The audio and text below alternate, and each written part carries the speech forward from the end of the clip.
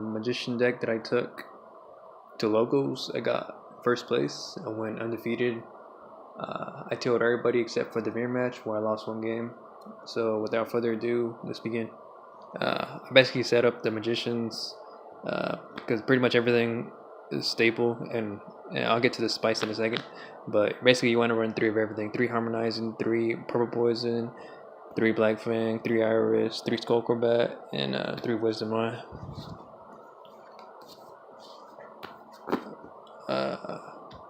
I ran 2 Pendulum Sorcerers. I think this card's still really good. It triggers off your Magician effects and lets you search for a Joker. 2 Oath. I know some people that are running 1, but I've seen other builds running 3. But I think 2 is really good. I mean, it's kind of in the sweet spot. And during the grind game, this card really comes in clutch. I run 2 Astrograph. I used to run 3, but realized that it wasn't that good. I mean, it is a low scale, which is good, but you have no way of searching it out other than Stargazer. So really, you don't really want to run 1, but 3 is too many. So I think 2 is just a perfect spot. It's a dark spellcaster, which is good too. Of course, you run 3 Ghost Dash. I'm not running Max E because I don't think it's that good, and also it doesn't really stop as much as Ash Blossom does, so that's why I cut it. For my spells, I'll start off with 3 Duelist Alliance. I think this card's a staple, this deck. People running 2, I think 3 is too good. A bad player will ash this. A good player won't, and will wait till your Pot of Desires or Pendulum Call, but this card is really good. I'm still maining the 3 Recognize just because of my locals. There's this guy, one of my good friends. He plays Pendulum Magicians. You guys may know him. He's in the YouTube channel called the Duelist Club, and we battled it out in the finals, and I got him first game. Second game, he blew me out of the water with Wavering Eyes, and third game I just outgrinded him. But yeah, he put up a good fight. We were talking about whether we wanted to keep this in the main further around the meta, but we decided in locals is fine, but if we go to big events, then we'll probably take this out and just main Cosmic Cyclone or Twin Twister, depending on if Spiral gets neutered or not. So 3 were every night for now. 2 Pot of Desires. I was running 3 a while back. My friend told me it was bad, but I didn't believe it. I think 2 is fine. You don't want to see too much, and 1's not enough. 2 Star Pendulum Graph. This card's really good. It's really good, but I wouldn't run it at 3. I feel like I could clog, but 2 definitely. That's a good. It's a good average right there. For the 1-ups, I run 1 Upstart. Pretty stable. 1 Regeki. I wasn't maining this, but I am now. Just Baguska. Baguska is pretty horrific against his deck. They make Baguska, and then you just can't activate no monster effects or anything. So this card's an ease and out. Also, if they have Masterpiece unaffected by traps and monsters, which a lot of them do, Regeki is an easy out. I run 1 Pendulum Call. One's enough. You don't want to have too many because you could break. But this card's really good. Now for my traps, I run 2 Time Penalty Graph. These are the only traps I run. I was thinking of taking in like a D-Bear, but I realized too much traps is not good in this Spellcaster theme Pendulum deck. So otherwise you just draw too much traps and not enough scales. So that's for my main deck. My main deck is 42. I'll go to my action deck next. For my action deck, I ran 1 Deco Talker. I was really kind of skeptical about this card. I thought it was like bad at first because you got to get rid of 3 or whatever. But at the end, I ended up keeping it in here just because a lot of times you have like a Time Star without materials and it's kind of just dead on the field, or you have like a Tornado Dragon and it's just taking up your extra deck zone. Well, this card, it frees up your extra deck zone, and also if you have the two monsters pointing to these link markers, the attack will get over Masterpiece. So basically that and Masterpiece is targeting effect. You just negate it, destroy him, or just negate it, whatever. And it's just really good. Overall good card. So one's good. I wouldn't run it more than one though. One Starmie Venom. This card, it comes up. It's a fusion, so if the debury you, it's not completely over. You know, it copies a monster. I mean, depending on the monster, this card could really turn things around. I like it at one. I'll keep it at one. I wouldn't run more than one. I run a 2 time star. This card's MVP of the deck. You make it like all the time. 2 is really good. I wouldn't run it more than 2. It's also really good against the mirror match. If they activate Wave Ice, you can use the effect to protect your 2 scales. And your opponent, instead of going getting the 4 Wave Ice effect, you only get to 2. So the 500 and add a Pendulum launcher, which is fine.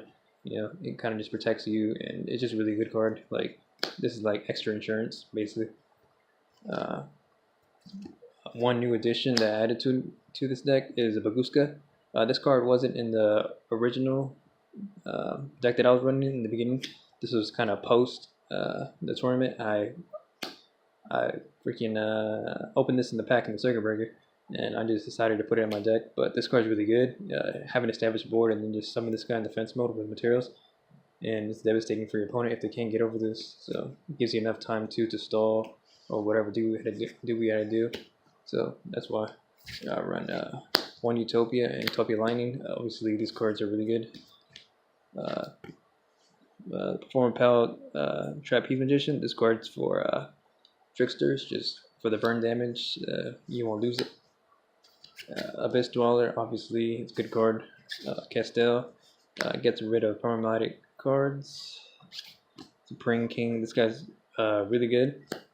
Shout outs to my boy Josh from the Duelist Club.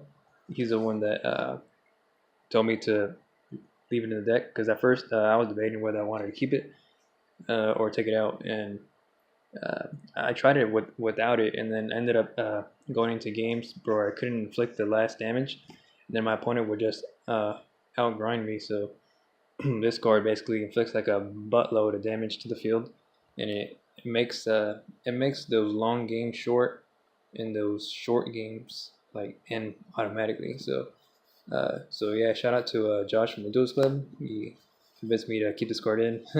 Really good card. 1 Tornado Dragon.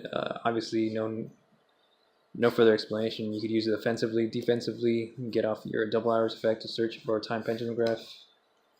Now for my synchros, I'm running this Clear Wing guy.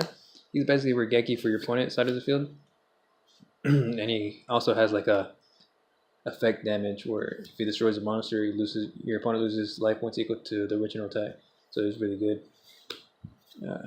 1 Ignister. I really wish it was in the gold rare, but I guess it's fine for now.